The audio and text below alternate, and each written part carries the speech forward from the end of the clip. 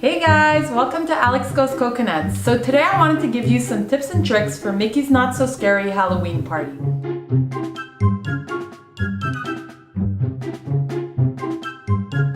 Mickey's Not So Scary Halloween Party is a Halloween event that Disney throws every fall, and it's really worth going at least once. It's a Halloween party for young children, so it's not too scary, and it really is suited for the whole family. This party is a really fun party. It has a special parade, special fireworks, and characters throughout the park that are dressed in costume and that are not usually there for the rest of the year. And the best part about it is that you can trick or treat throughout the park. It's really an amazing experience. Now, I've been to the party twice. I went once when the kids were really young, and I also went another time, just me and my husband. I can't say I had more fun at one than the other. They were just two different experiences. The kids couldn't stay up that late, so they did miss a few things. They did fall asleep in the carriage, but it was still really fun to see. Now, a regular ticket won't grant you access to the party. It's a private ticketed event, so you do have to buy a separate ticket. Now, tickets for the Mickey's Not So Scary Halloween Party are between $95 to $130 US per person. Tickets usually sell out the closer you get to Halloween, so that brings me to tip number 1. Buy your tickets early. The closer you get to Halloween, the more popular the tickets are. So if you're planning on going in August or September, you can most probably get away with buying tickets a few days before the party. But if you're planning on going in October, I do suggest you buy the tickets well in advance. Now, Friday nights and Saturday nights are definitely more popular because locals will attend the party. So if you're there on vacation, it doesn't matter which night you can attend, definitely avoid the weekends if you can. Tip number 2 would be to wear a costume. It definitely makes the Halloween party much more fun to go in costume. The first time we went to the Halloween party, the whole family dressed up like pirates, and it was really fun. And the second time I went, because it was just me and my husband, we didn't want to dress up too much. So my husband actually wore this themed t-shirt, and I dressed up like Minnie Mouse, and we had a blast. Now, if you are gonna wear a costume, my advice to you is to keep the costume lightweight, especially if you're going in September or in August where it's really hot still, even in the evenings. So you don't want to be wearing something too heavy and you're going to be sweating in it and you're going to have a really bad night. Now, Disney has changed some of their costume policies in the recent years. You definitely want to wear a costume that's family friendly and is not offensive. You're not allowed to wear any costume that is layered or covers the entire body. You're also not allowed to wear a mask or a headgear that covers the face completely. Your costume also shouldn't drag on the floor or reach the floor. It should be above the ankle. Capes are allowed, but they have to be above the waist. You're not allowed any sharp objects into the park that can poke or injure any other guests, but you are allowed lightsabers or toy swords. Tip number 3 would be to get to the party early. So the party officially starts at 7 o'clock, but Disney lets in its guests around 4 o'clock, so it's definitely worth getting there early. Not only because you're going to be able to do a few rides before the party starts, but it's also great because you're going to want to start lining up for those special photo ops I was talking about.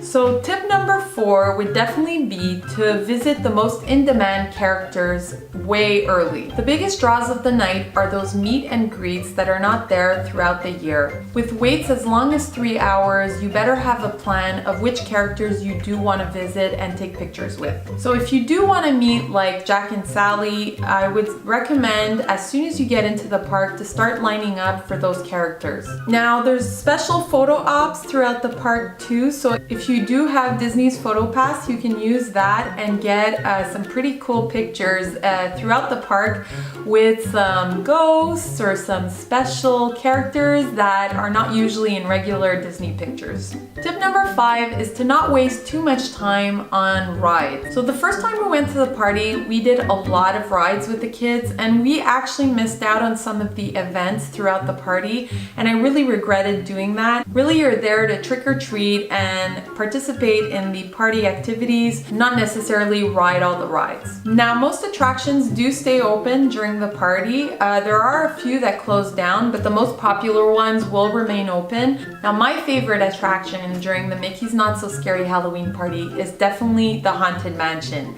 It's just so cool. Everybody's dressed in character. There are ghosts floating around, and there are residents entertaining the guests that are in queue or when you come out of the ride. It's really something to experience. There's also some really great photo opportunities over there, so definitely head there, especially after dark when it's all spooky and cool looking. Now, tip number 6 would be to bring a bigger candy bag. As soon as you enter the park, Disney will give you these like super small bags for some candy, and you can definitely bring a bigger bag from home if you want to stock up on that candy. Now, Disney doesn't go cheap on their candy. They really do give high quality candy. Now, if you do spend time trick-or-treating, you'll come out of there well stocked. Now, if you have an allergic kid or you yourself have allergies, don't worry, they do give allergy safe candy. At each station, they'll give you a token, and you can exchange that token for any allergy safe candy that you would like. Tip number 7 would be to stake out a spot to watch the parade and the fireworks well in advance. Now, the Boo-to-You parade is one of the best parades I've ever seen. It's definitely something you don't want to miss. My favorite place to watch the parade is actually Sleepy Hollow, and you can see the Headless Horseman come in from there really well, and you can see the parade really well from that spot.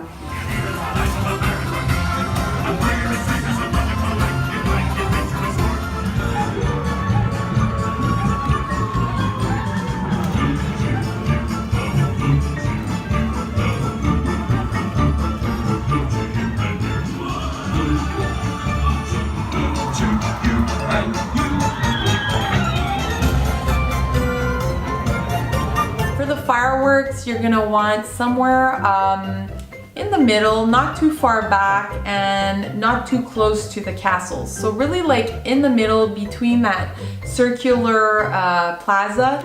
So somewhere around there, and you're gonna have a really great viewing point for those fireworks.